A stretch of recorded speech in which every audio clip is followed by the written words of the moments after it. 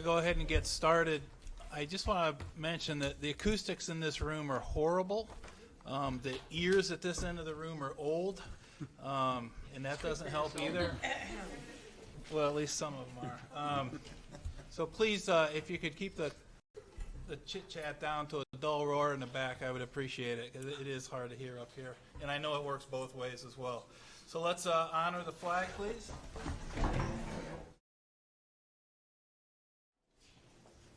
I pledge allegiance to the flag of the United States of America and to the republic for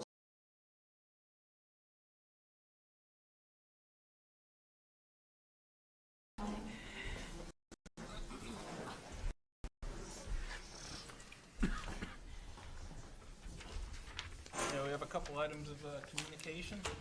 So in your packet, you'll see a thank you note from Erin Schumann. She was one of the teachers that we recognized as a building level teacher of the year. So she sent the board a thank you note for the recognition at the board meeting and for the poinsettia plant. You also have in your packet a letter of retirement from Karen Collins. Karen is a science teacher at the high school. She writes that she has extremely fond memories of the faculty and staff here, and she will miss the exceptional care that they have shown for our students over the years. So Karen will be retiring at the end of this school year. That's your communications. Thank you. We're going to go into some recognition at this point. We have some student athletes to recognize. So I'm going to ask Mr. Apicelli to step forward and pick this up.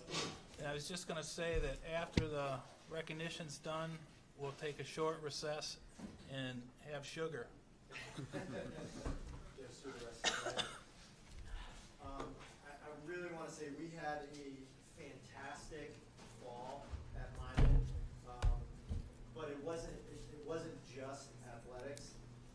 We had a great fall with all of the activities. Is that okay? With all of the activities that that occurred. We had a pep rally on the Wednesday before the Thanksgiving break, and we honored all of the students first and their accomplishments over the fall, from the plays, the ag department, the capsule, national, the students who made the honor roll. It was an amazing pep rally, and you know.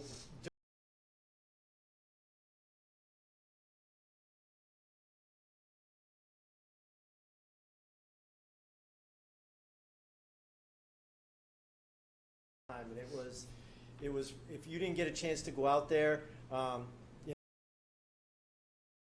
girls basketball game right now. That's why he's not here. But I do want to call up first Mr. Morello, and the coach of our girls soccer team. He's actually has to go back to work at the game too, so I wanted him to lead us off here.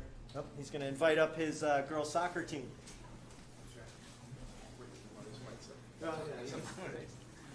Thanks for having us. We had a great season. Jay asked me to say a few things. Finished at 12-2 and 2 in our division. Hadn't won it in 5 years. So none of these girls had experienced the championship, so they had a great time on that particular day. And also that was Turlock, we made it even a little bit better. No rivalry with them. But I just want to introduce very quickly.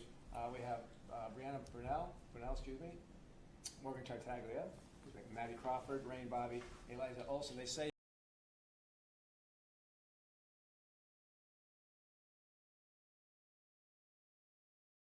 So it was a great time, and like Mr. Apicelli said, it was a great fall for everybody. We got a volleyball dynasty here.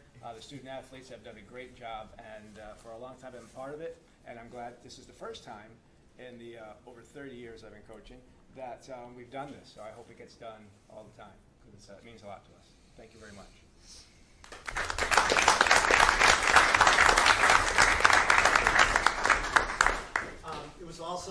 It was great to see how our students support each other. We're talking like buses to like the semifinal games for volleyball, buses to the finals. Our kids really support each other, and it's not uncommon to see one team get off a bus and then all of a sudden you see them in the gym, or you see them like sitting in the stands on the soccer fields. It's so cool to see that. Next up, I want to introduce Coach Nappy and Coach Vitchus from our volleyball team. Oh, this is you're delegating. You don't want to talk to me? I'm inclined to just let Ani speak since she's already mic'd up. She's got her computer looking very official. Thank you. So again, a great. Why don't you come up here? I'll go myself. Nice look here. We have work too. Oh, okay. First off, thank you for having us. Again, exciting to be here. A great season for the volleyball program. Another state championship. Fell a little short in the ECC championship this year, and another ECC division champions. And again, it goes back to the girls, their hard work, their commitment in season, out of season. We have a really great group, a really strong senior class, a lot of great leadership. And what's exciting for next year is a lot of very talented returning players too. So certainly hope for the future of the program. Again, thank you to the board for having us and for you guys supporting us throughout the season, and the administration. It's really nice to see so many members of the community and the administration in the stands at our games all the way through the end of the year. It means a lot to the girls. It means a lot to us as coaches. And again, I think it's amazing to see that the girls support each other. The girls soccer supports volleyball. Volleyball supports soccer. Everybody supports boys soccer. So again, I don't know if anyone's supporting cross country. It takes a lot of running to support them, but again, it speaks a lot about the community. It's why I like coaching in Lebanon. It's a close-knit community. The kids support each other. The families know each other. The alumni parents come back and support. I know we always see Bill and John, Alexis floating around supporting the volleyball program. So it's a great place to coach, but it's a credit to the girls, and I'll allow them to introduce themselves because I don't want them to lose the opportunity to speak during this meeting. Starting with Helen. You go nice and loud, Helen. I'm Helen. You like your full name. Helen makes it. I'm Indigo Hebner. Anna Matthew said. Fallon Bailey. Emily Fenman, I volunteer. Jessica Percio. Emily Tingley. Kayla Gomes. Leah Bitches, I'm the assistant coach. And of course, we had just like the girls soccer team, we lost a few to the girls basketball game tonight, so hopefully they're winning right now. But again, thank you guys for having us. Thank you to everyone for supporting us, and Bulldogs.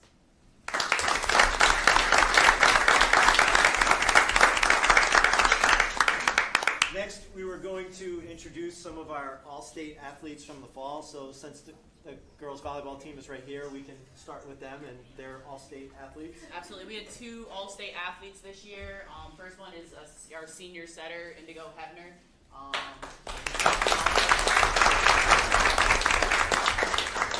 As well as our junior outside hitter, Helen Megson, who's actually on her second year of being an all-state.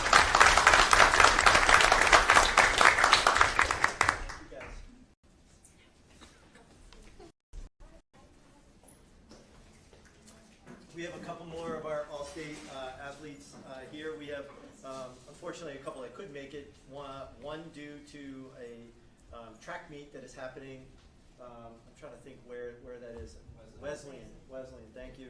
And we have another one who's swimming right now, which would explain why she's all-state in swimming. But we'll get to that. So I do want to introduce from boys soccer. We have Drew Archer here.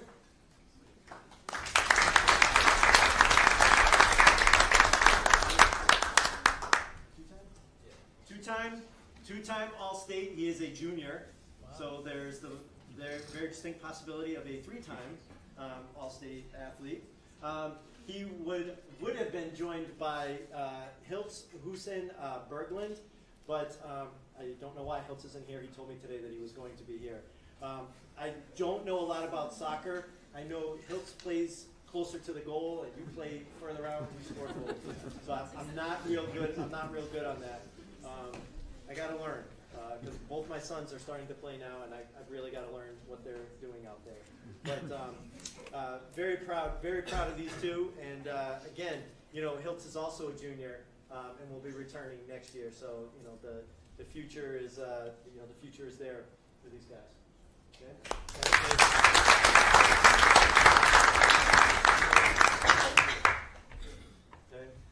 From our cross-country team, we have Jeff Stover. Why don't you come on up, Jeff?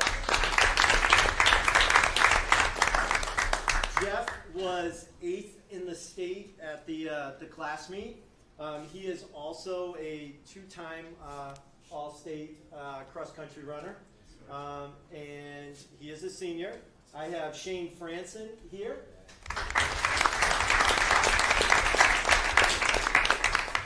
Shane came in 9th at the meet, so we finished right together. He is a junior, so again, we're going to be looking for, hopefully him to be joining us. And not here at that other meet is girls cross country runner Jess Casey. She is a junior, and she finished 10th at the class meet. And interesting story, last year she finished the meet with a broken foot. But finished, I don't know how she did that, but she finished the meet with a broken foot. She's a junior and obviously healthy as heck because she is an all-state cross-country runner. So thank you guys. You did a great job for us. We could have caught both these guys on Saturday at the Casey Yates wrestling tournament there. They performed very well there too. So. It's one of the things that you see, in a lot of our athletes. They play multiple sports here, which is great. And in the spring, we honor the students who participate in 3 sports with special shirts. The Booster Club buys them. They call them triple threat athletes, who participate in a sport each season. Okay, thank you guys very much. Okay, and the last athlete that I told you was not here was one of our swimmers, Sydney Crawford. Sydney was 2nd, I believe, right? She was 2nd, right? Yes, yeah, I got that right. She was 2nd in the state in her event, and I can't remember what it was. Was it the 100? What was her event? Was that the 100? Yes, I'm looking at the sister. Yes, and she's like, yes. It was some event. She came in 2nd, but she's a junior, so she'll be coming back too. So we've got a lot of. It's interesting. You see a lot of our athletes are, they're performing at a high level and they're still coming back. Okay, so big things are expected. Okay? Thank you. Thank you for your time.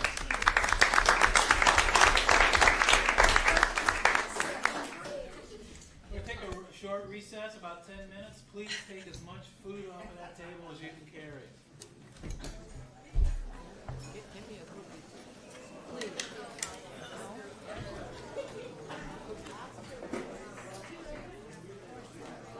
So I appreciate that. The next thing is public participation. Our bylaws call for public participation. Individual speaker time is 2 minutes. Is there anyone from the public that would like to speak?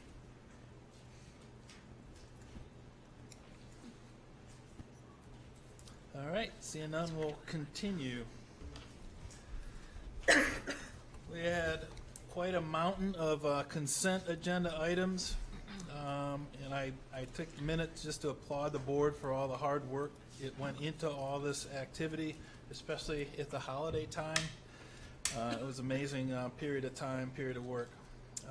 What is your board's pleasure with the consent agenda tonight?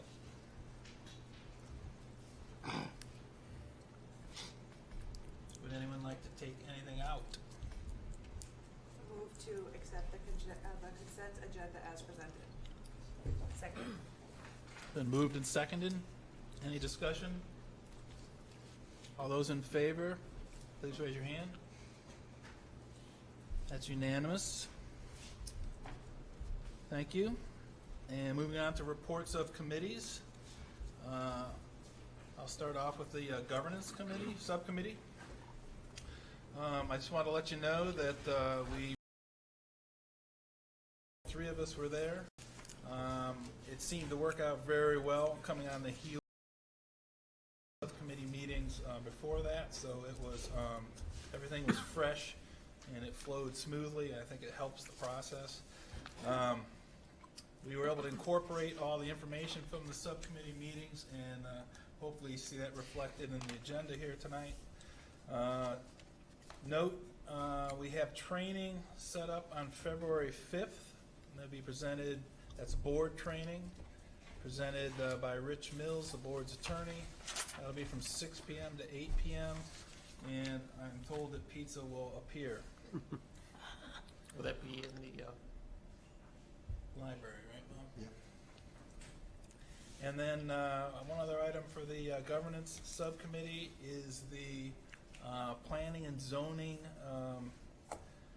is working on a project. It's their 10-year update that they're putting together, and the board, our board, has been invited. We'll attend the meeting there on the 21st of January, and we've got myself, Matt, Dawn, and Nicole signed up for that meeting next week.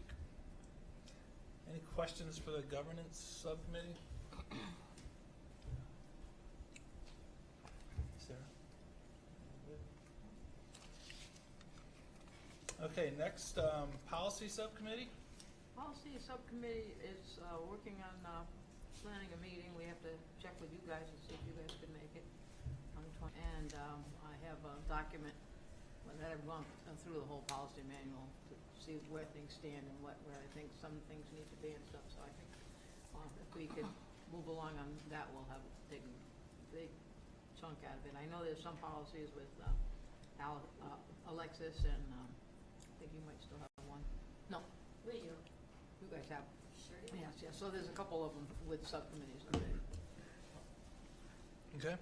We'll be moving forward. Safety and security, Alexis. Safety and Security met on January 7th. Again, we had Rita from the elementary school and Samantha from the high school. So wanted to thank you guys for coming. It's always appreciated, and your input is just great when you guys are there. We discussed actually Bob had gave us an update on security grants. There is no word from the state on round 5. We should hear something in May or June, so our committee will follow up in April to see where we stand, but right now there is no grant available that we're aware of. We also discussed the radio repeater and the camera system. Camera system is on the agenda, we'll talk about that later. The radio repeater project should be completed on January 16th, and if you can look at all the details in the minutes, so that's there. And like Maureen just alluded to, we are working on some of the safe school policies. Okay. Any questions? Superintendent eval, John? The superintendent eval subcommittee met on the 7th as well to discuss the mid-year evaluation, which we'll talk a little bit more later, hopefully. Okay. Strategic plan and curriculum? Strategic plan and curriculum met on the 7th and also tonight. We took a first look on the 7th at the strategic plans for all 3 schools. And the copies were handed out, and the committee had an opportunity over the last week to take a good look at them and provide some feedback tonight. The copies that are in your packet are slightly updated from the ones that we received last week without too much of a change. So if the board has any feedback on that, well, actually stay tuned, because tonight on the agenda we have number 10 is school strategic plans presentation by our building principals, so we can ask questions at that time. We also discussed overall district curriculum review, where a template was handed out basically addressing when the last time all the curriculum has been revised and taken a good look at. Some needs are addressed, especially in the area of reading at the elementary school, which is a priority right now for the district.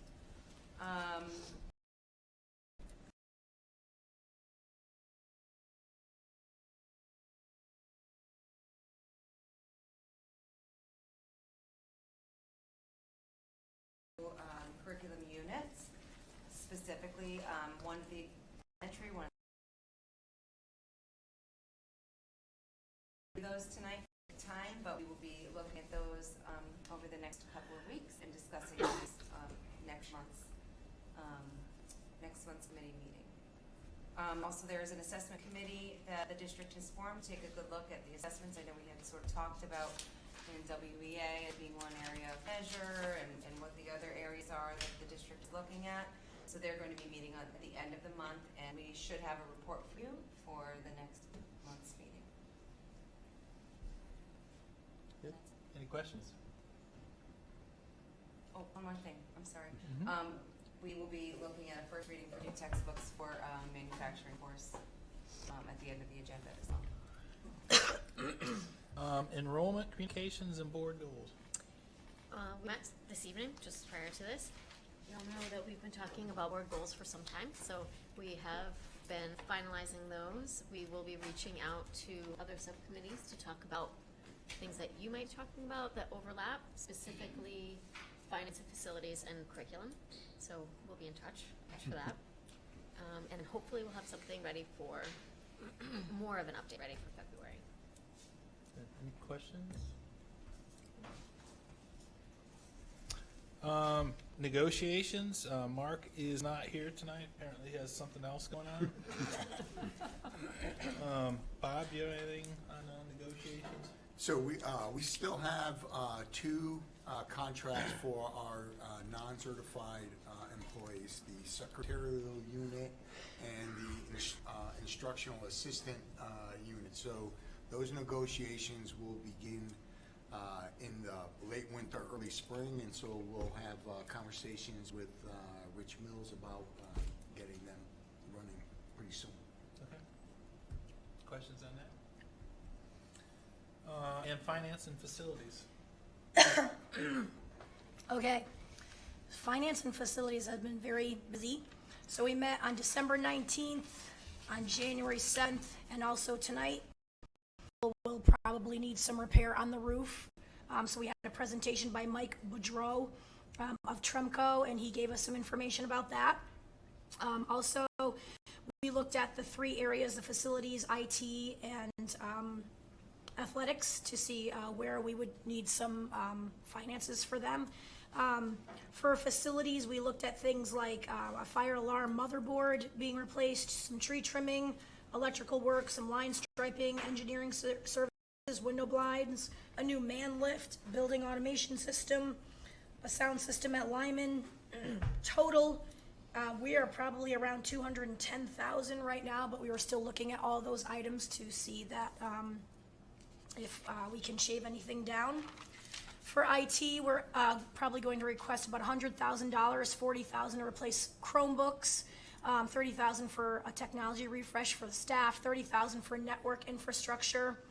Athletics, we're looking at resurfacing the tennis court. We're using money from last year and some from this year to resurface it. The soccer field is going to need some drainage. And then the Lebanon Middle School scoreboard may need to be replaced. So total about $60,000 for athletics. We are also looking at health care for the teacher and the staff. Right now, we're in conjunction with the town. We may look to see if we can get a better price if we go solo, and we know that that could impact the town. So, of course, no decisions will be made until we have all our ducks in a row and all our numbers. Let's see. And then tonight we talked about the SIP balance, and there are a couple of things on the agenda which we were going to act on tonight, which is a security camera bid.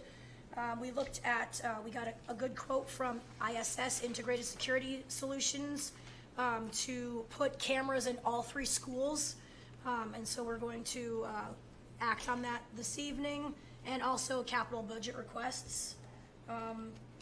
Kevin listed all of his winter break projects, and he gave that to the board. I think that's pretty much it. Any questions?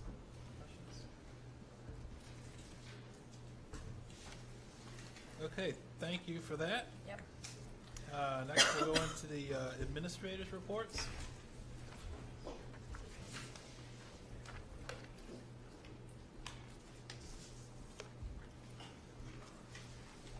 those were included in the board package. Are there any follow-up questions, or anything that was in the board package? Other than what you're gonna be talking about in a little while, is there any additions to what was put in the board package? Okay. And we'll take the student representative report. Thank you. So I'm starting with the elementary school today. I'm kind of bringing it, what I decided to do this month was take it from our last meeting to now, everything that's happened in between. And I think that's what I'm going to start doing from now on. So if you hear any holiday blah, it's because of this. So on December 13th, we've had two things at the elementary school happening. PJ Day and the first graders went to see Nutcracker. All around, I would say our school and the district made a little over $500 for the Children's Hospital. On December 18th, the fourth graders had their concert. It was really nice, and they were really adorable. So it was fun to see that. And then on December 19th, the elementary school had a positive behavior interventions and supports assembly. On the 9th of January, they had a Power of Yet assembly, which is basically about positive mindsets, and they're currently doing a yo-yo sale to make that assembly go to another school. And lastly, what happened today was that the fourth graders went to Three Rivers for a leadership conference. Now I'm gonna go to the middle school. So on the 12th, they had their winter concert. On the 13th of December, they had a student council meeting. On January 2nd, they had their honorable field trip, which was rescheduled. January 3rd, they had Panther Den. From the 7th to the 14th, they had NWEA testing. And on the 10th, they had two things going on, a student council meeting and a student council and peer ed annual glow dance. So that's what happened during the month at the middle school. Now at the high school, December 11th to the 12th, there was musical auditions for the Little Shop of Horrors, which is what we're going to be doing this year. On the 18th, the Ag Wing had their holiday party. On December 19th, Tri-M went down to the middle school and they held an open mic night, both on the same day. Obviously, they didn't hold the open mic night down at the middle school, but, you know, they both did something that day.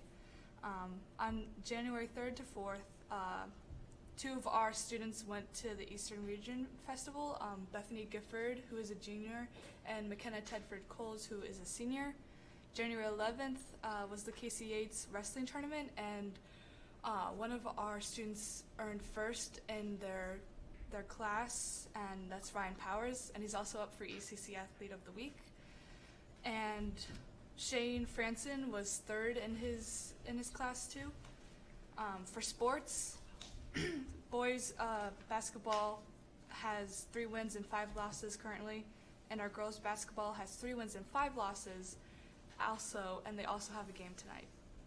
That's all I gotta say. Thank you. Of course.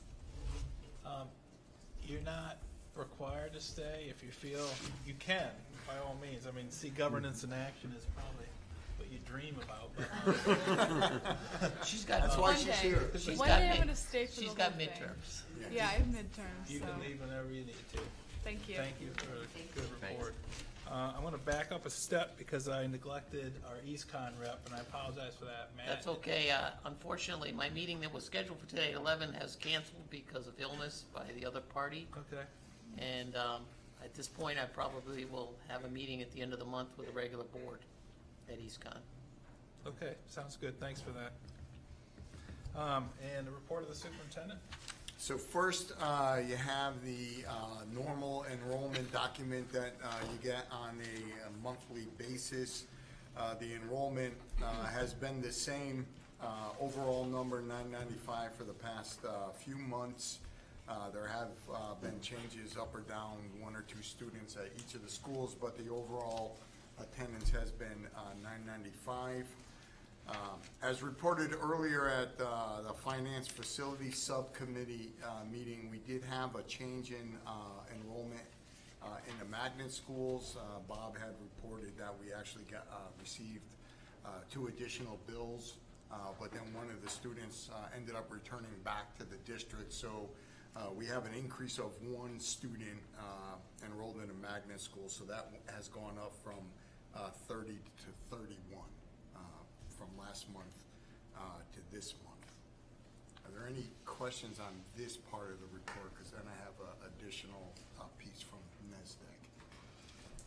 All right, so also in your packet, the district is a member of NESDEC. That's New England School Development, and I always forget what that other E is, but the C is Commission.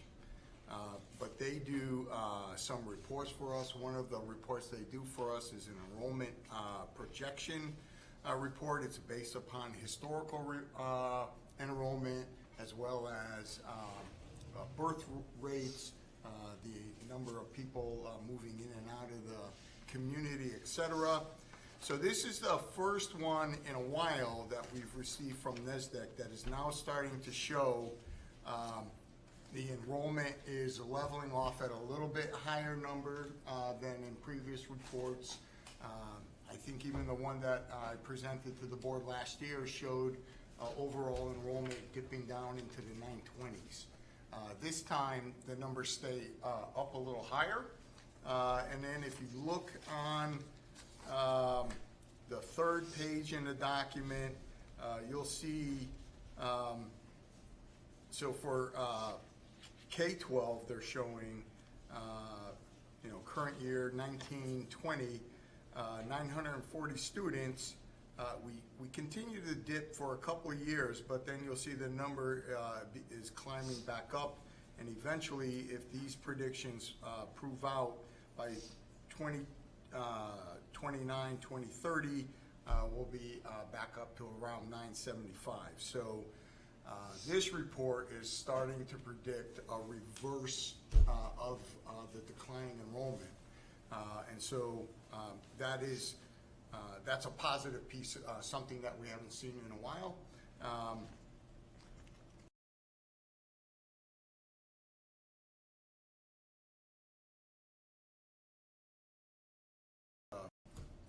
Contracts for building submarines that are occurring down at General Dynamics, and they're saying that there's going to be an influx of up to 3,000 workers, and so hopefully some of those workers, find Lebanon an attractive place to move into, and I know that the district is very interested in getting out front and beginning the marketing of the district, and so hopefully that will help influence more people to move to town.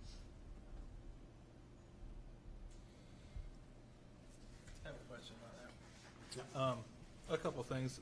When you showed this to us last year, there was a couple questions that were submitted, and one is this information, is this strictly Lebanon? Does it consider kids that come in from out of town to go to our schools? So it does do that, yes. And so that's one question. They take into account specifically the regional ag program that we have, not necessarily the agreements that we have with some of the other smaller communities that send us a handful of kids each every year. And so that's what the point I was going to get to. So the document that we're working on with planning and zoning mentioned in 2009 we had about 1,600 plus kids in our school district. This only says 1,276.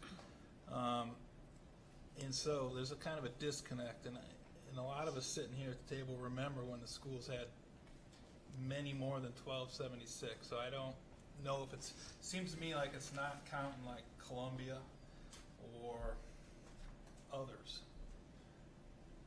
I'll double check the number from that school year. Anyway, so okay. It does say Lebanon on the top, so I would assume it would be Lebanon, the town of. So when they have the historical enrollment, those are the numbers that we provide. So they ask us to provide actuals every year, and then they project out based upon the actuals from previous years, and then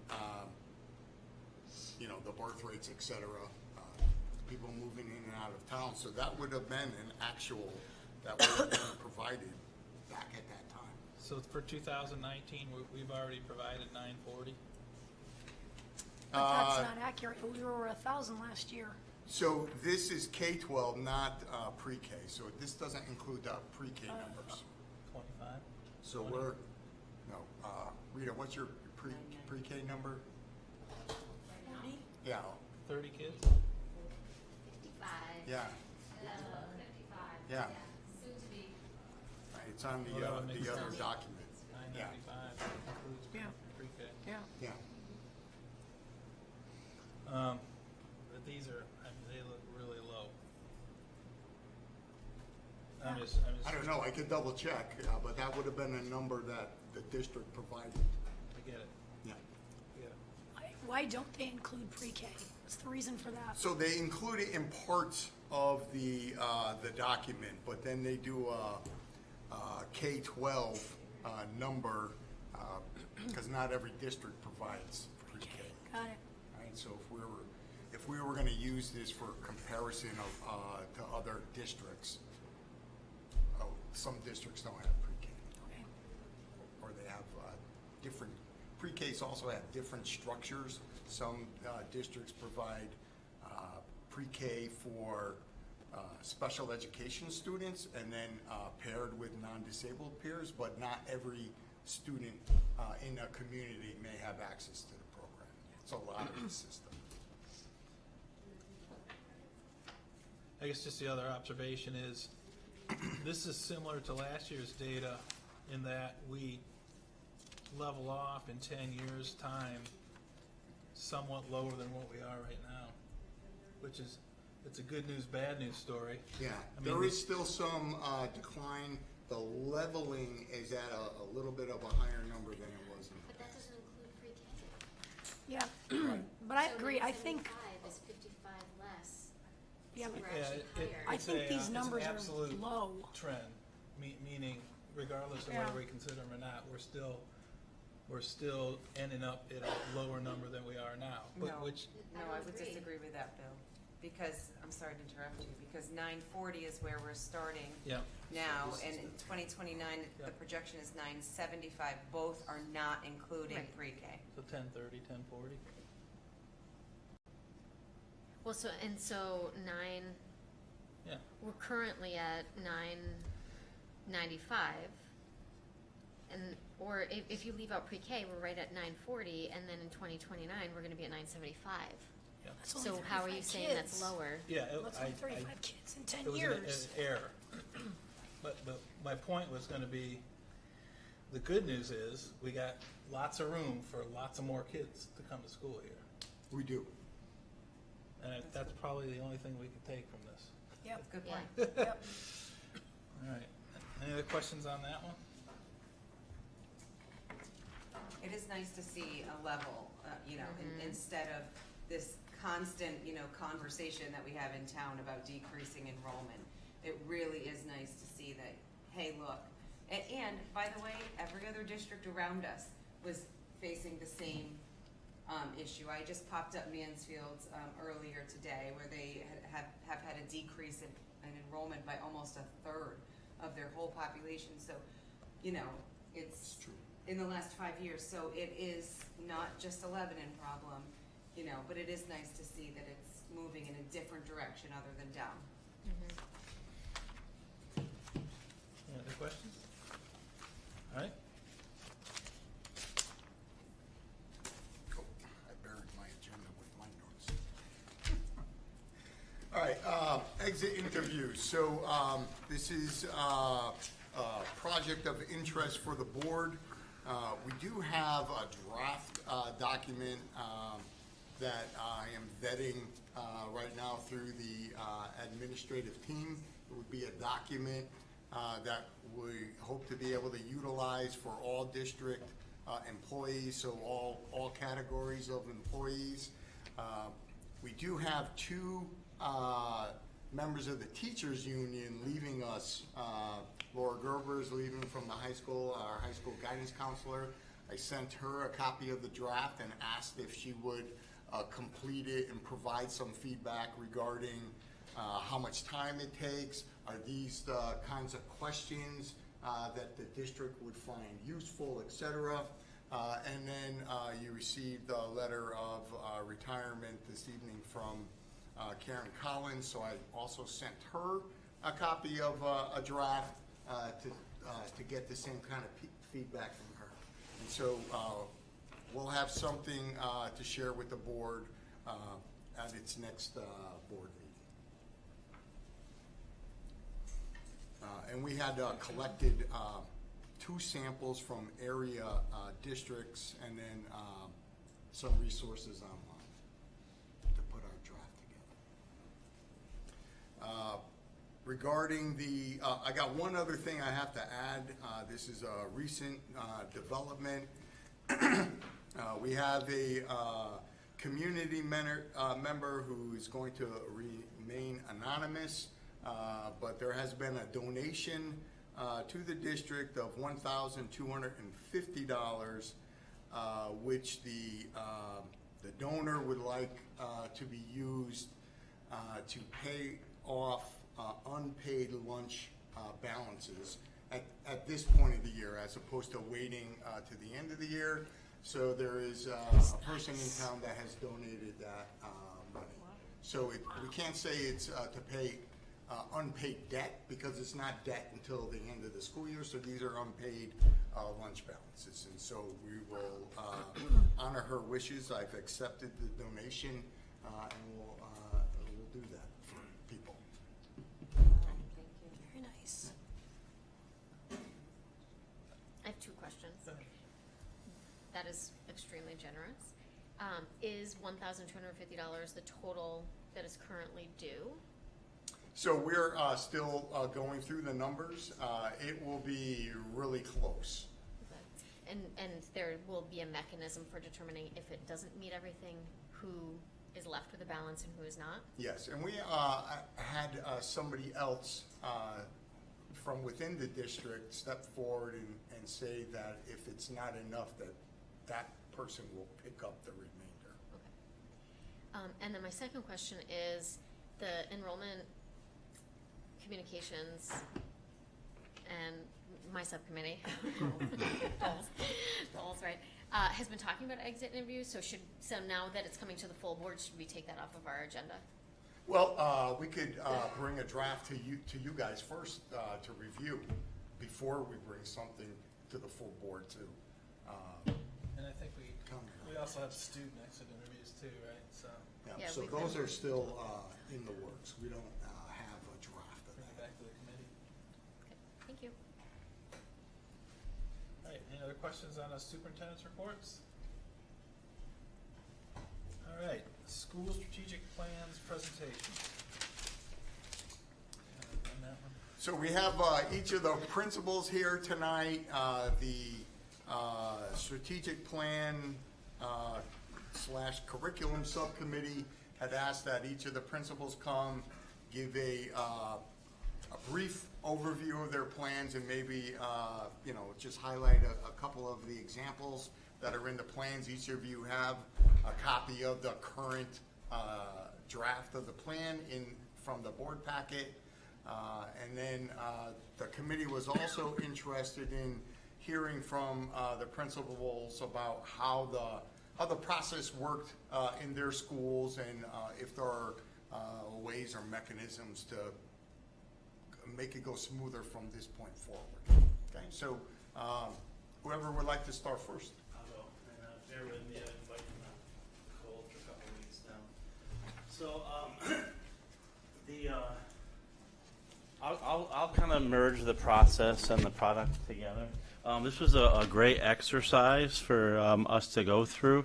In the middle school, the way I worked it was I do a lot of work with my team leaders, so each one of my team leaders took a lead on a section of the strategic plan, and then every single staff member was required to sign up for a particular part of the strategic plan and work in committees for each section of the plan, and then we came together as whole groups to merge all the sections together. So it was a great process. I was curious to see how it would play out with the involvement of the staff. I have done these once before in this district many years ago, and the principals did them on their own.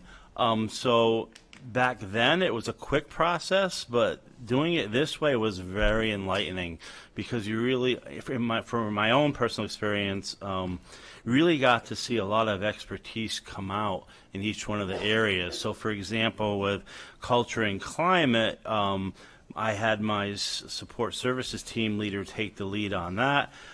People that generally work in that area, like school psychologists, nurse, etc., gravitated towards those areas and then shared their expertise in those sections of the plan. And frankly, because of their work and experiences, they have a much stronger background in that than I do. And so it was really interesting for me to see this finished product compared to the one I did myself years ago when I looked back on it. And my point being that this is a way more comprehensive plan. The other thing that I really like about doing the plan is that currently in the district we have things going on where, for example, Kathleen Mozak-Peza might be doing work with EastCon specifically to do some work with our teachers in a specific area. You have writers' workshop going on. I might be doing a particular thing through our staff meetings. I might have the guidance and counselor people doing things through some of their outside PD. My point being that this brings everything together. So it's really nice to have one plan that is really pulling together all the different parts and all the different things going on in the school, and to give every staff member voice. And I will say, you know, some of our meetings we had some pretty strong discussions on how to do this, because there was so much input from everyone. The feedback from members of the board is also great, because again, you start looking at things through a certain lens. It's nice to have feedback from other people. So overall, it was a great process, and I'm looking forward to having this document, you know, be our roadmap to success for the future. So, have you any questions? Thank you.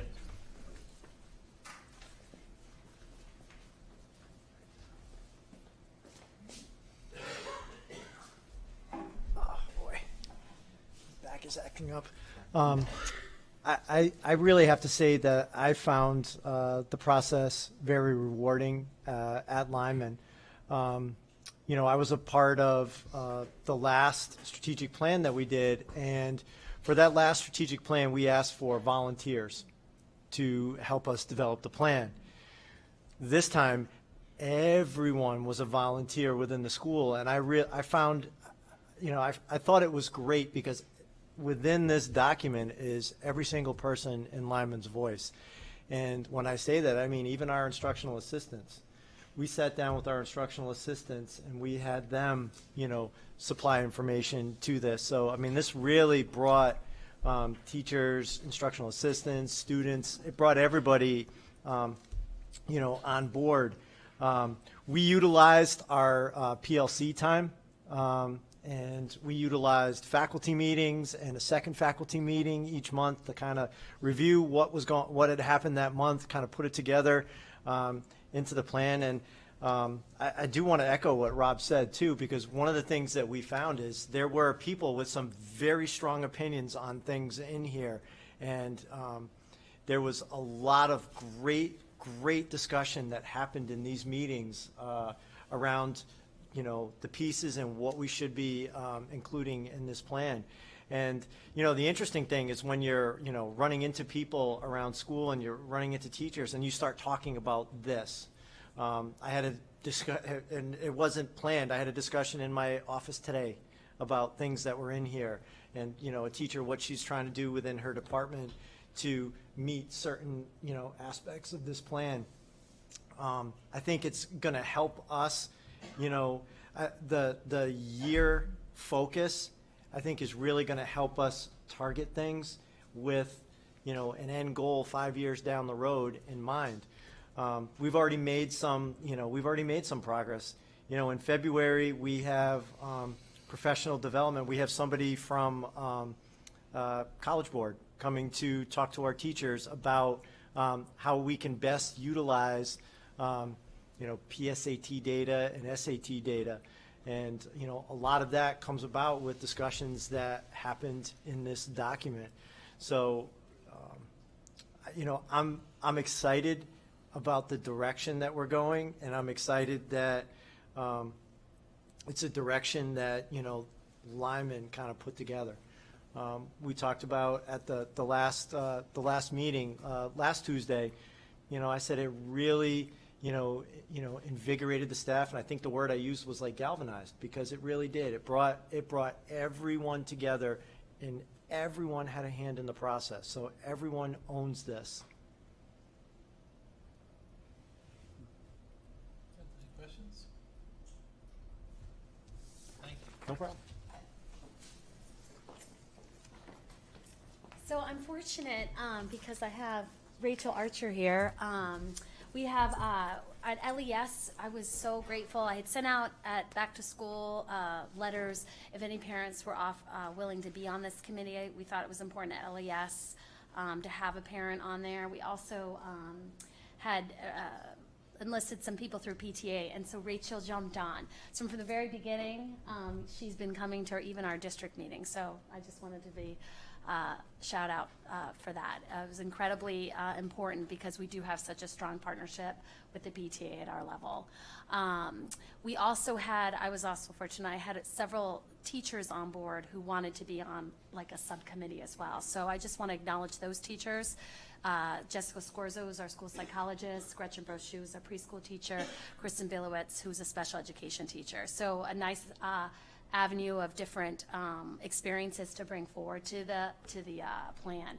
And then just like the other schools did, every month we met with our whole school, PLCs or faculty meetings where we discussed the process, got their input, and then as a smaller subcommittee, we looked at it a little bit closer, and every time a new edit occurred, we brought it back to our school building. So I had gotten into a bad car accident in October, and so it's important for me to share out that the staff and the committee worked hard to help look at the screen for me, to work on it. So kudos to our whole school for that.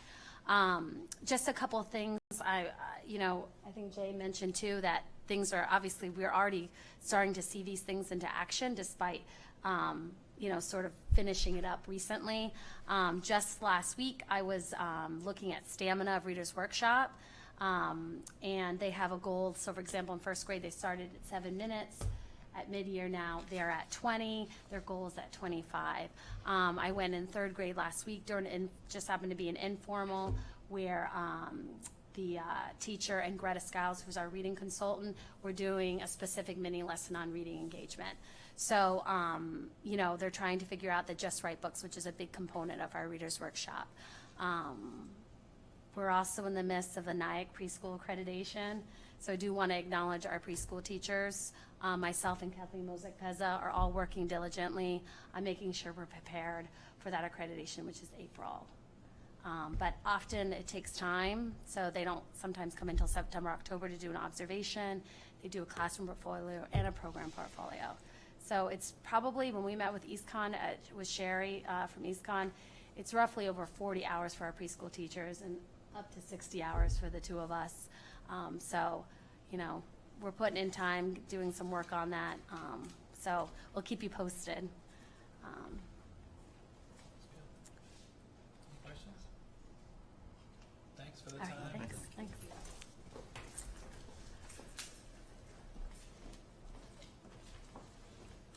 Bob's still here. Bob's coming up here.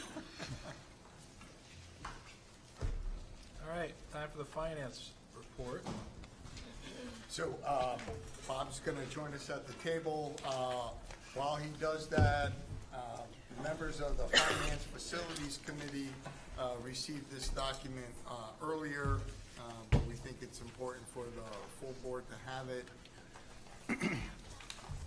So as we've reported on the 2019-20 budget, which is the current year budget, you know, the whole history of the budget is we thought we could be in a deficit as high as $200,000 based upon some enrollment changes in special ed that occurred the previous year.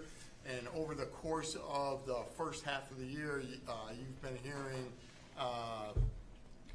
we're going to be only 20,000. Then it went up to 60,000. Then it went back down. And so as we are experiencing changes in a variety of different areas, we've been able to realize some savings when there has been the opportunity due to a resignation or some other avenue to hire less expensively, et cetera. And so the long and short of it is this document is telling you that we anticipate now right around break even, barring any other significant changes, any other significant enrollment in special education that would increase costs, or we've been experiencing a relatively mild winter. If that changes and when we start to burn more fuel oil, that's going to have an impact on the budget. But right now we feel that we are doing okay. There is one typo that we want to draw your attention to. So third bullet from the bottom where it says student transportation, that's actually tuitions for the magnet schools. So that's a typo there. So the items on this list that are runovers, so for instance, one is legal fees, right? The cost for negotiating contracts, et cetera, has increased our legal fees. We're going to run over in legal, but that deficit that we're projecting is incorporated into the projection that we still feel like we're at break even right now at this point. I don't know if there's any questions on the current year budget. Just to summarize, 6 months into the fiscal year, correct? Yes. And we are projecting break Bob even did such at a this wonderful point. job. I don't need to add anything to that. Yeah. I just want to let the rest of the board know that this forecast is the result of a full-blown forecast of each of our accounts and line items. And that's a real arduous process. And now that that's been done, and I have benchmarks and trends and know where we are, payroll comes every 2 weeks. So at that point in time, when payroll comes out, the things that can fluctuate, substitutes and things like that, but it's reviewed every 2 weeks to see if there are any changes in the variable items like fuel oil or substitute expense and things like this. So it's a very fluid document, and ups and downs will be duly noted, and then the superintendent and administration can make decisions on what we do going forward with purchases. So at the subcommittee, also earlier this evening, Bob provided a synopsis of the quarterly reports for the grants as well as the 4 capital accounts, facilities, athletic, technology, and the non-lapsing account. So those reports are provided to you in your packet. So the spending is going along as projected. The non-lapsing account does reflect some of the special projects that came up without, foreknowledge and required board action, such as filling in the sinkhole and some of the work that we've been doing around safety and security with the local engineering firm. And so those are included in that non-lapsing account. I don't know if there's any specific questions on any of the grants or the capital accounts, if anybody had any. So did you have, are we in any type of spending freeze situation right now? We are not. Every administrative team meeting that I have, and those are generally on Monday mornings, one agenda item that the admin team sees every week is updates on the budgets.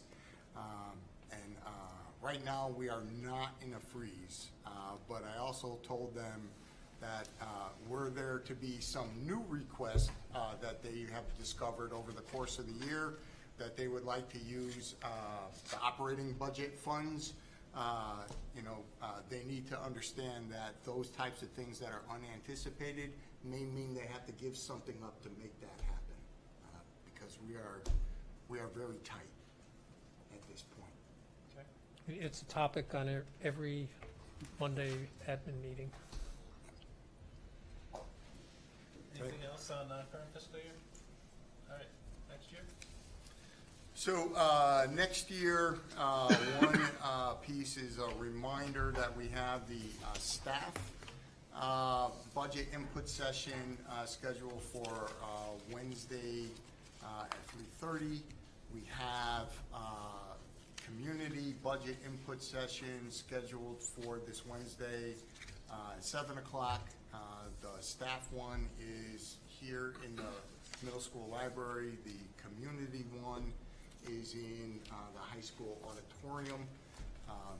We did not send invites through the email with the postcards, right? Because the turnout at those meetings, it didn't seem like it was worth the expense.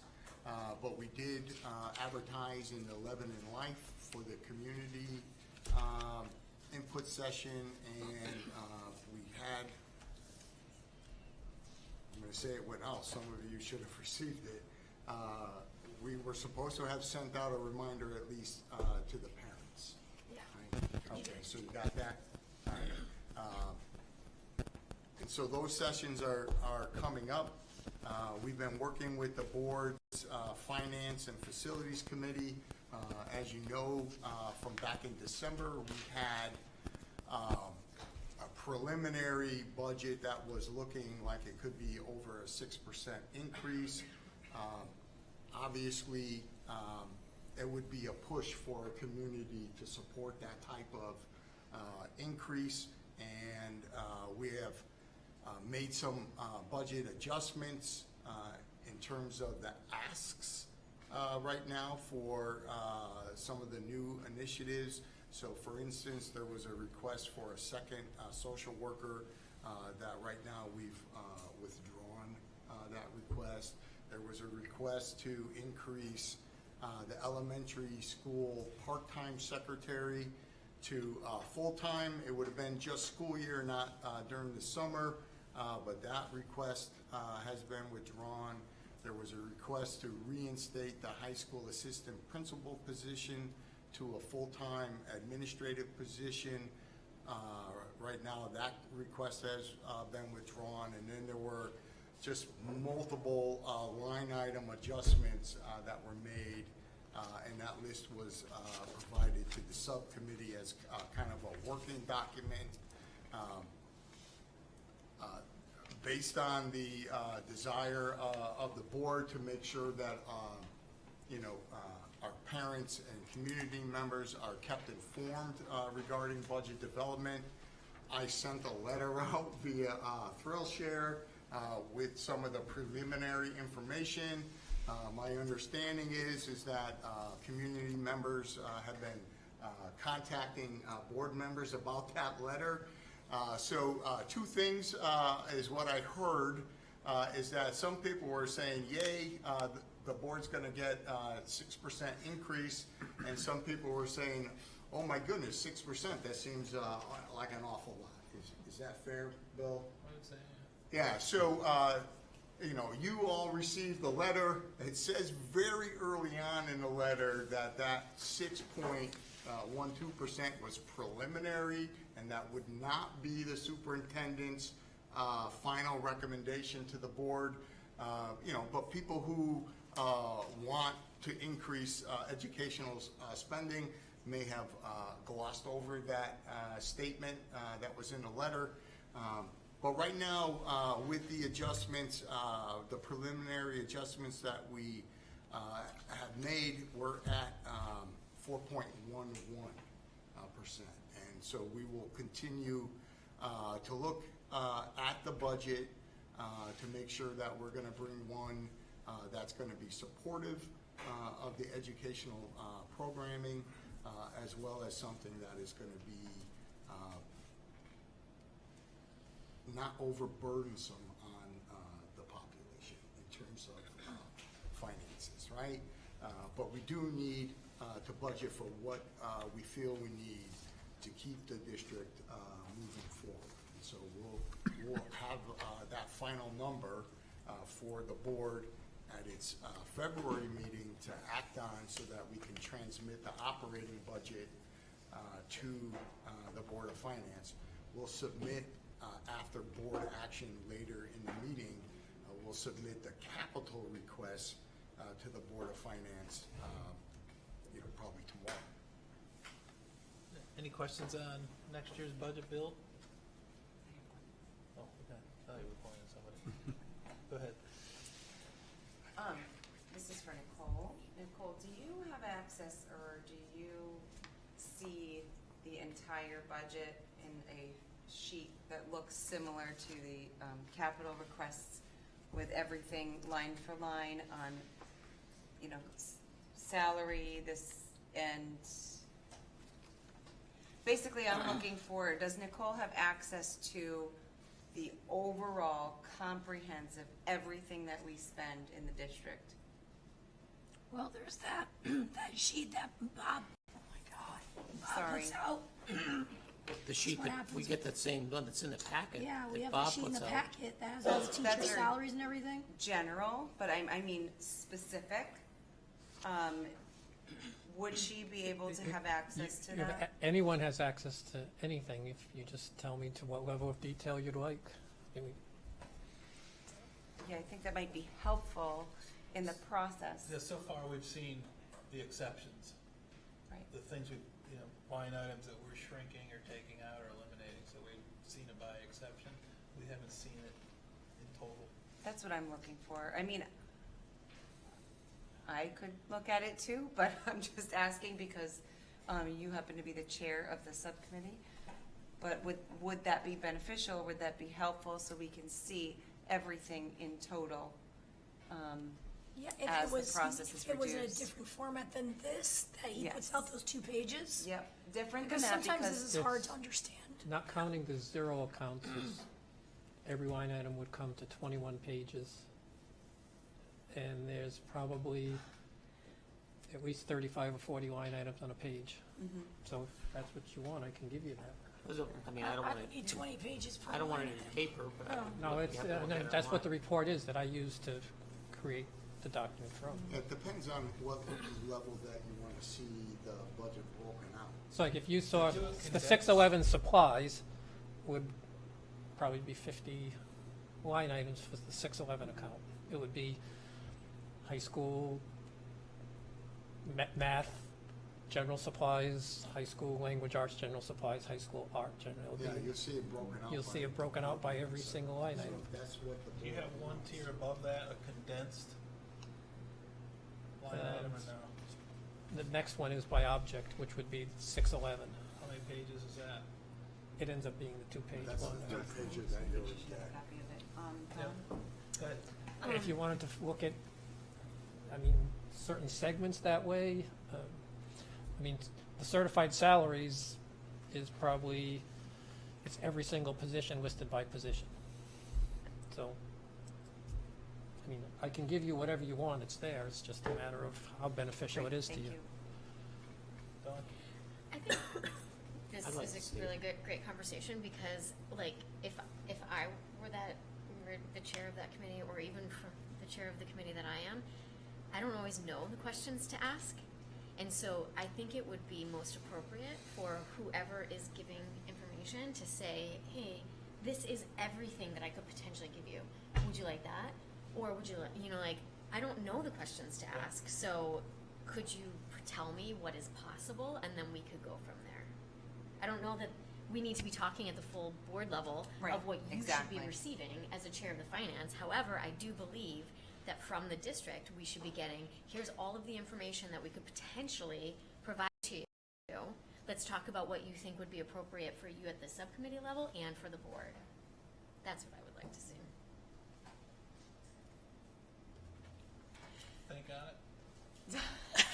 Just an idea. I mean, these 2 Yeah. pages are pretty I don't like 20 and 50 pages on one thing. That confuses me, but these 2 pages, this includes everything from certified staff to the IAs and all the resources, the oil and school tuition and the greenhouse expenses. I mean, this seems kind of. That seems doable for you? Yeah. I think, then I would like to request a copy for myself, just to have and just to see it. It's 21 pages, it's, 210 pages. It can range from 21 to 37. 37 includes all accounts, whether there's anything budgeted or not. So for instance, if we budgeted $7,000 for administrative disability insurance last year or the year before, and this year there was nothing, the report, if there's no budget in, it's not going to show up, but it doesn't mean it's not a Right. valid account. There might have been a reason it was, so I can either give you Understood. 37 or 21, and then if you, it would include budget, year-to-date spending. I mean, I can, just tell me what you want and I'll be glad to give Great, it to you. thank you. So Shoot you're you going an to send me email. an email or? Yep. Okay. Okay, you can CC whatever you send. To Anything else on? just the 2 board members, anybody else? If you're gonna send it to Sarah, you gotta send it to me. And I'll take one too. I have to know that. Just- You might as well send it to everybody. You might as well send it to Send it to everybody. everybody. Who wants to read it will read it. Send it to everybody. Electronic? Yes. Electronic, yeah. That's fine. So Sarah, you're going to tell them exactly what you want to see? Yes. Okay, And I'll great, CC. great. Okay. Oh, sorry. I just want to briefly go back to the letter that went out to parents. I do think it was a missed opportunity in terms of communication because while it does say a preliminary budget, it doesn't say that it has not yet been approved. It doesn't say that it is, at what point it's going to the finance committee. It doesn't have any of that information. And so it reads from, and I am one of the members who got a lot of excitement and disappointment from, at least at the elementary school level, and maybe that's because there are a lot of parents there who are new to this process. And so as it reads, it appears that this is done, and this is how the money is being spent, and this is how the district wants to spend it, and this is what we're telling the board. So it's not that it was, I don't believe it was misread. I believe that it was a missed opportunity in providing accurate information to people within our district. I understand some of the point there. I don't know that I fully agree. Preliminary, I think in and of itself indicates that it's not a final budget. And I think when I indicate that there would be perhaps more cuts, and I'm asking for people to provide information about where those cuts might be, I feel like I tried to indicate that we were not at the final stage and we were still seeking input on the budget. I think I mentioned that there's going to be a budget input session, the one that's going to occur tomorrow. Did you run this by anybody who might be new to the district or new to the process? Because I do believe that even though you say preliminary, it doesn't always read that way to people. And if you're saying cuts will still happen, well, that might mean a cut here so that the money can go there. I don't want to get into an argument, but you brought up the fact that it caused confusion, so I want to also indicate that there's a lot of places that it didn't talk about the fact that it hadn't been approved yet. It hadn't been approved by this board, and it has not been ready to go to the finance committee. So, Is it possible next time you write a letter like this, could you run it by the board first, just so we can have extra eyes on it? Because, I mean, we're in the community and we get all the slack from people that get upset. So just so we're prepared, because this kind of was a blind sight. Yeah. Is it possible for you to run it by us first? I suppose, yeah, I could do that. But a request has come from the board about sending more information out, right? So Sending more accurate information. Right. yeah, but it was accurate. Okay, information.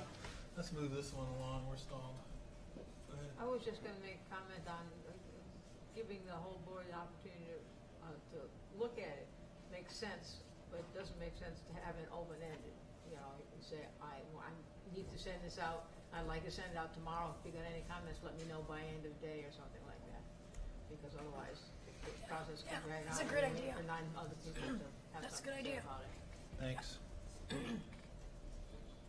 Not all of us read our emails. All right, I'll move us along to discussion items. This is strictly a discussion. It has to do with posting the board packet that goes out to us before a board meeting, after the meeting is done. Putting that up on our website so the town people can see what we saw. So more of the background of what we discussed, that type of thing. So just an idea. Any thoughts? I think it's a great idea. It makes the process a little bit more transparent. You know, I think if people have questions, they have another avenue to go look at things. And isn't it FOIable anyway? It already is, Yeah. the fact that we're talking I don't about know it. that there's a downside. Don? Is this an aspect that's being considered for the district communication plan?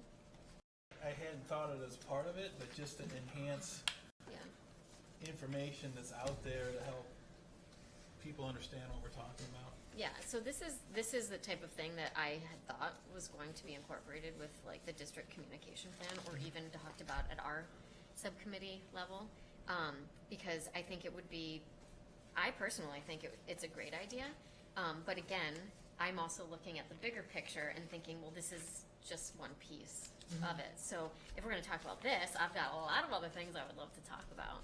But I think that the board packet going up prior to the board meeting would be great, because then people know what we're about to talk about. I also think having it projected while we're talking about it, so then we all can see the same exact thing at the same time. And even though it might not be perfect, the people who are watching from home or watching later can see what we're talking about as well. Like, there's a lot that can be done more than just posting the packet after a board meeting. Okay? Yeah. Agreed. I think it's a good step in the right direction. Okay. New business.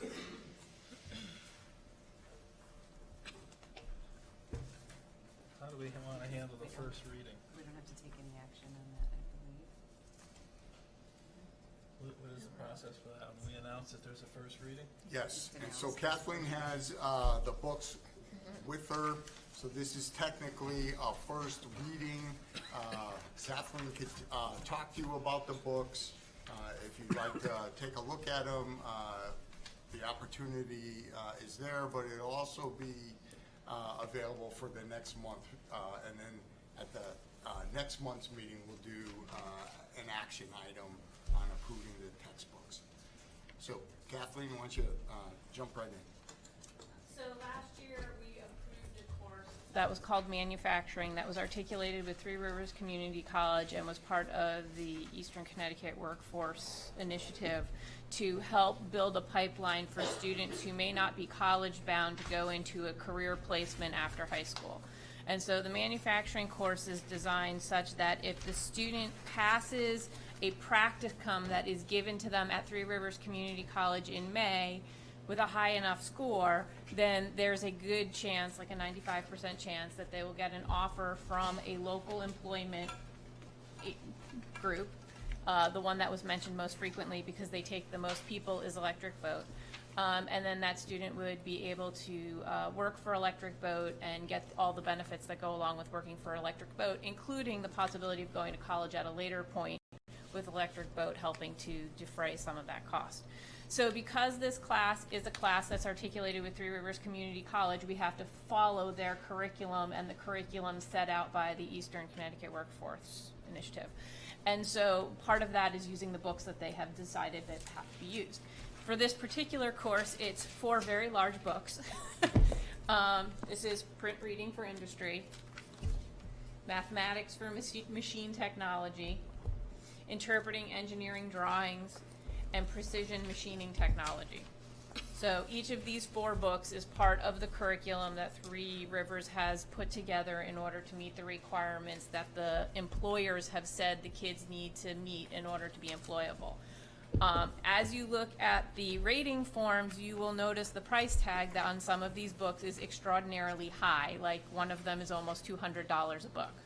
However, Three Rivers gave us a classroom set of each of the 4 of them for free. So we don't have to actually purchase them. We just have to approve them for use. Any questions on the textbooks? Students, can I just say one thing too? Students, when they pass that test, they get Three Rivers credit. There's also the opportunity, if they, when they do that practicum that Kathleen was talking about, there's 2 additional tests that they could take during that practicum, which would, if they're successful on that, would grant them even more Three Rivers credit. They could actually, at the end of this practicum, end up with 9 Three Rivers credits. We just had a meeting with somebody from Three Rivers last week, and they were walking us through that process. And if they pass the extra practicums, they also qualify for more advanced job placements. So if they can pass those other pieces, it puts them into a different category of person that has another set of specialized skills, which may mean a more lucrative offer from someone. Yes. Good. Just to both of you, do any of the other high schools around Yes. providing this? Yeah. Okay. We actually meet monthly with a group of them down in Franklin. Yeah. Has this class already started? Yes. Yes. Thanks. And we have the curriculum from Three Rivers, and we've been working with it with what we have, but getting these approved will make it a lot easier. Will they be available to be reviewed somewhere? They will be available at the public library until our next meeting, at which point we will bring them back for people to vote. Great. Okay? Any other questions? And you can get your cardio in with them too. All right, now we're at action items. We have an action item for the letter of retirement. Motion to act on letter of retirement. To accept it. Accept. Matt seconded. Yep. Any discussion on a letter of retirement? Seeing none, all those in favor, raise your hand. Unanimous. Thank you.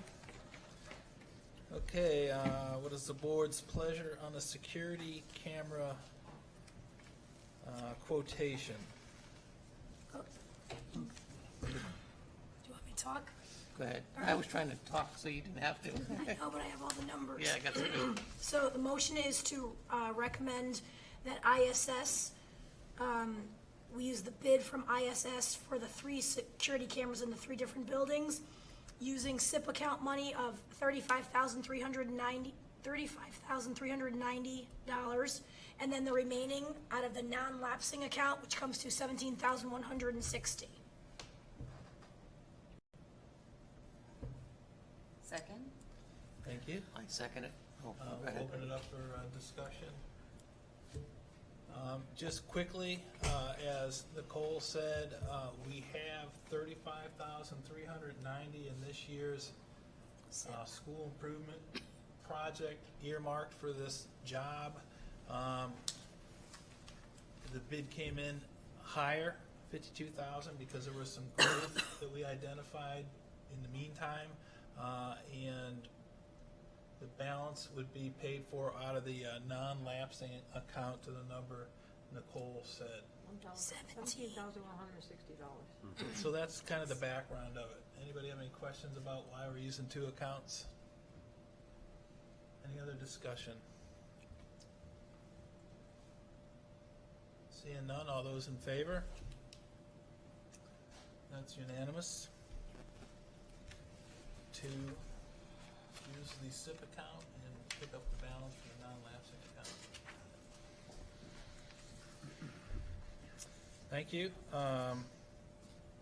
The next action item is on the 2020 and 21 school calendar, and it was included in the board package. Move to approve the 2021 school calendar. Second. It's been motioned and seconded. John was the second. Any discussion on the school calendar? Yes. Why isn't the middle school having conferences in October? I thought we discussed that. Yeah. That's why They're we're all in November. November. On the same day, I believe. Yeah. The elementary, middle, and high school would hold conferences November 2nd. There would be an early release. And then November 3rd, which is election day, which we were going to hold a school day.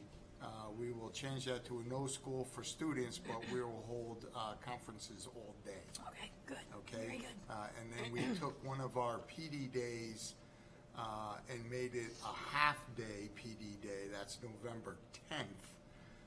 That was going to be a full day off for students so that we could have professional development. But when we took an instructional day to do conferencing, we had to add instructional time back in. Okay. And so we're going to use a half day on the 10th. Very good. Thank you. You're welcome. Staff, oh, sorry. Staff feels good about this, Mr. Angeli, I'm assuming? So I had met with the LEA presidents, and they had conversations, I guess, internally within their membership. But some of these recommendations came directly from them.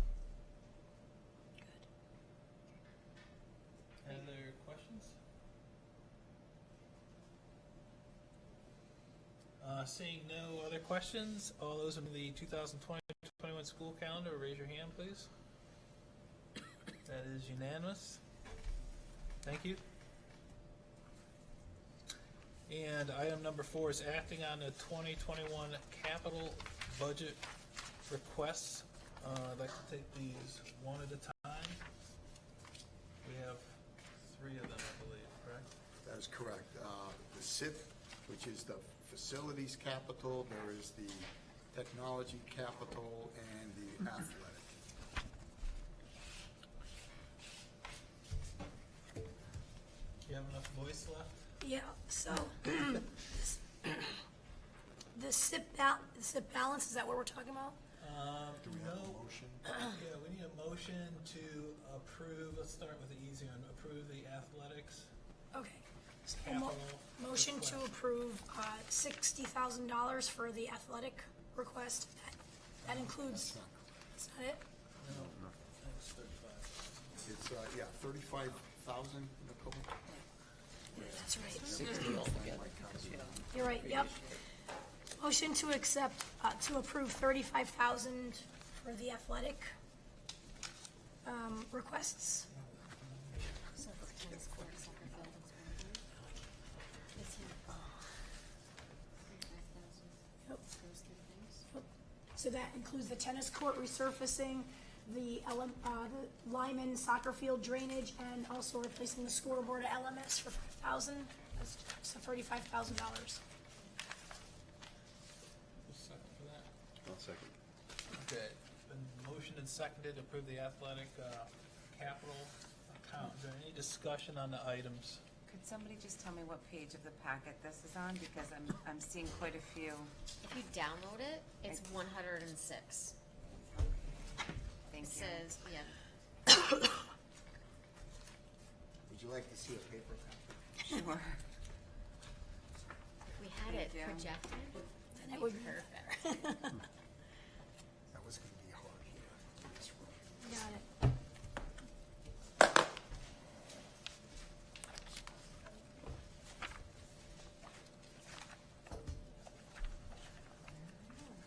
so this is a document that has several fiscal years projected out into the future. It looks like there's a total of 5 years altogether.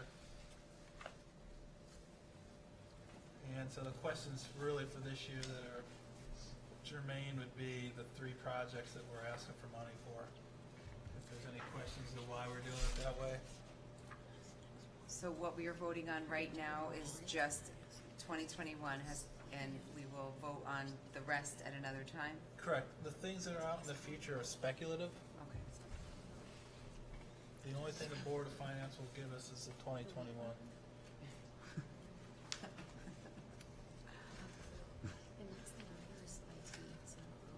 It's supposed to be 100. And the thing to remember is the 2021 resurfacing is actually going to cost more than that. We're using money from the previous year. Right.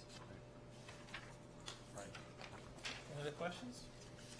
All right, seeing none, all those in favor of the athletics capital request, raise your hand. That's unanimous. Matt, did you have a hand up? No, I did, yes. It's unanimous?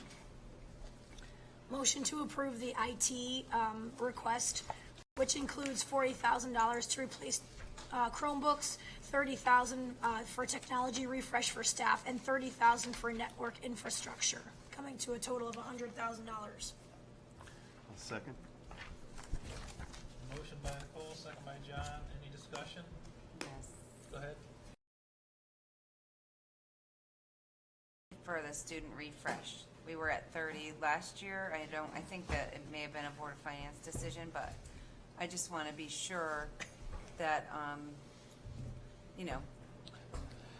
we're accounting for all the dollars in a responsible way. Yeah, so that's a good question, and it's one that was discussed at the subcommittee level. Our Chromebooks are now 4 years old, and so they're just starting to, and the students add a little wear and tear to the devices, and so sometimes they age out quicker, sooner rather than later, and so we just need to get the ball rolling a little bit quicker on refreshing those devices.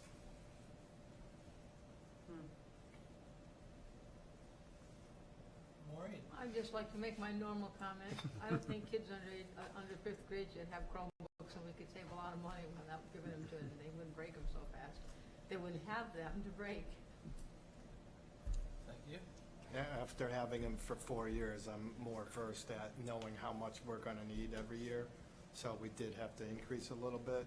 I was hoping that we would get the full 5 years on the Chromebooks, but the way it's going, they're not all of them are going to make it to 5 years. So that's why I added a little bit to this year, and hopefully the town and you guys approve with that, and then we can, continue to do our one-to-one from, actually from 1st to 12th. I mean, not Chromebooks in 1st and kindergarten, but it's iPads and those, so. Yeah, go ahead. How much does a Chromebook cost? It's around $225. About 200, and then it's 25 for the Google license.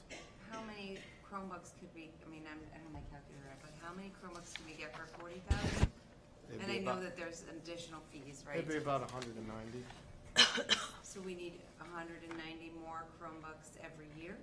Well, if you want to do it in every year, yeah, that's about what, figuring they last about 4 years, that's about a little less than every 4 years. I mean, a little.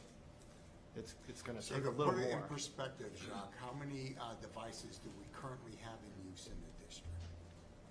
Chromebooks. Not counting teachers, it's probably about 800. And then one last question, which is sort of related but sort of not. We had gone to the self-insurance 2 years ago. Yep.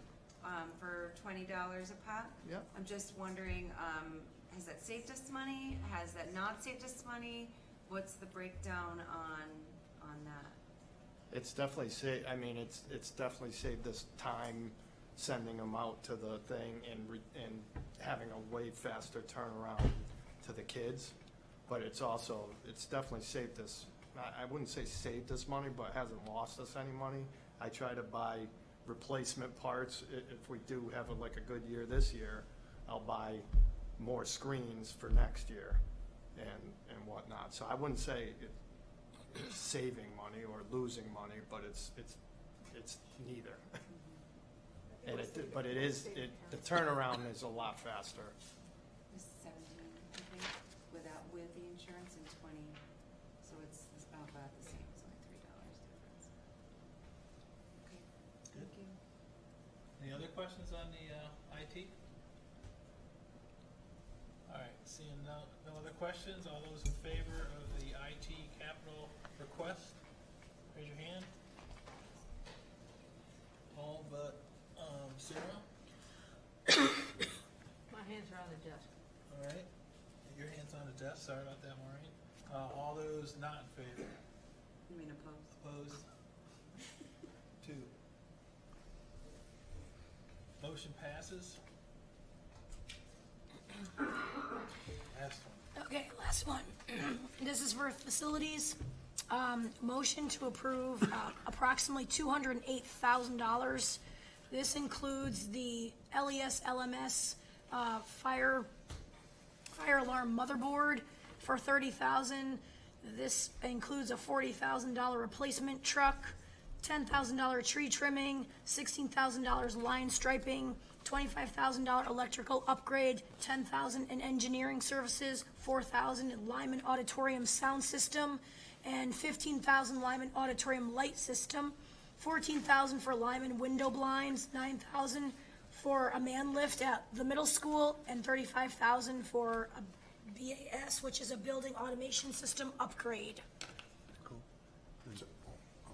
Maybe Matt's going to say. So one thing we did talk about is reducing the 40,000 to 30,000 Yep. on the truck. I So thought, that isn't would that part bring, of discussion though? Or would we do that You now? can present it as we discuss at the subcommittee. Okay. so that would reduce this down to 198 190. instead Yep. of 208. That was line item 6, the replacement district truck. Yep. So we're going to $30,000 for that one. Now we're at 198. Total ask, 198,000. Can I have a second to the motion? A second. John seconded. Any other discussion? Any discussion?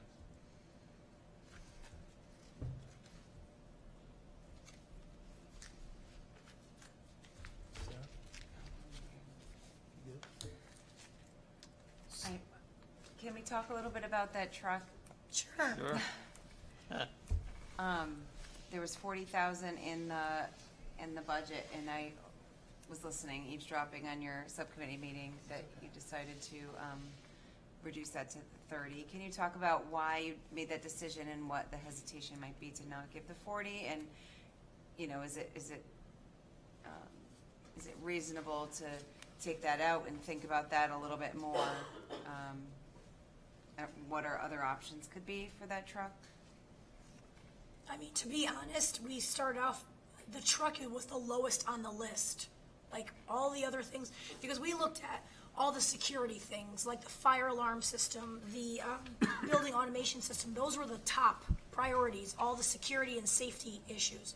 And then as we started going down, the truck was at the bottom of the list, and so was Lyman's sound and light system. So we kind of like prioritized that, and then we decided that we might as well throw the truck in to kind of see if we can get one. I mean, if we don't, we don't.